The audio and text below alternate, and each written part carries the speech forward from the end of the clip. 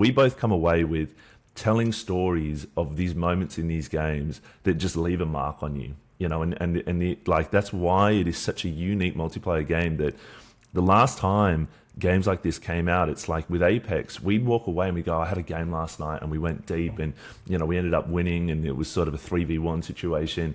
With this, it's like, last night I was loaded into a game, the proximity chat, started chatting to a dude nearby.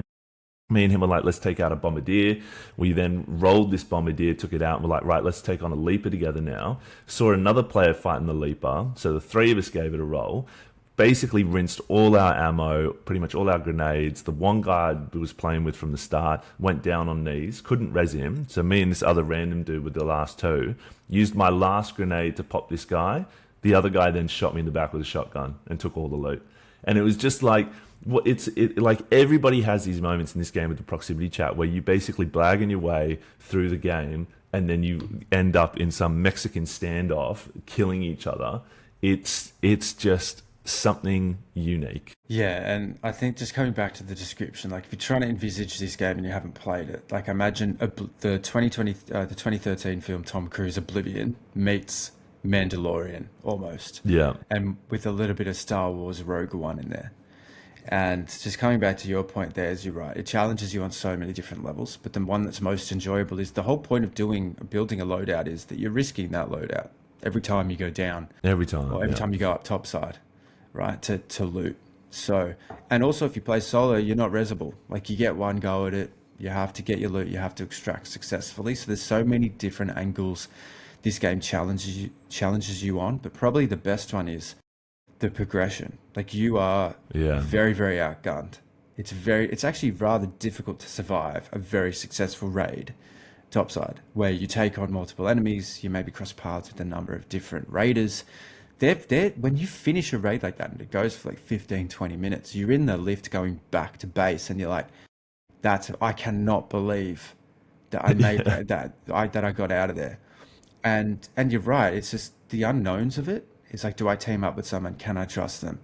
Or like, do I have enough resources to take on this enemy? And I just love that there's, for me anyway, in the game, there's been a clear progression of where I started and how difficult it was to survive, how difficult it was to get kills and loot, and like where I am now and how I'm starting to become a little bit more powerful, starting to be able to take on these much larger enemies.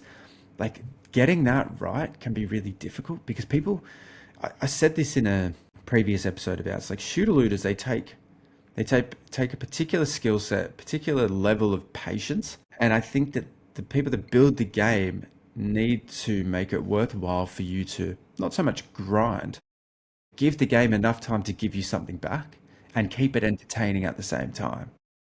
And I think Arc Raiders has gotten that all right. And like when I think of like looter games, and what I mean is like when you come back and you've got X amount of loot and you use that loot to build something else, or you break it down into something else and those parts go into another thing, that game framework can actually get pretty exhausting and it can get pretty complex.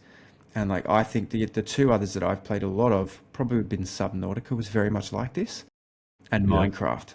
Things build other things, they break down into other things. You need multiple things to build multiple things, and like you almost need this huge A10 piece of paper on your wall in your room that says, what do I need?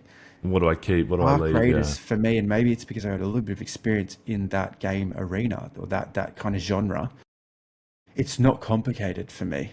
One or two things builds one or two things. They break down into one or two things. You can actually start guessing what things break down to because they're similar kind of supplies or crafting materials. And I just think that they've made that so digestible for the average shooter gamer that this game is going to take off.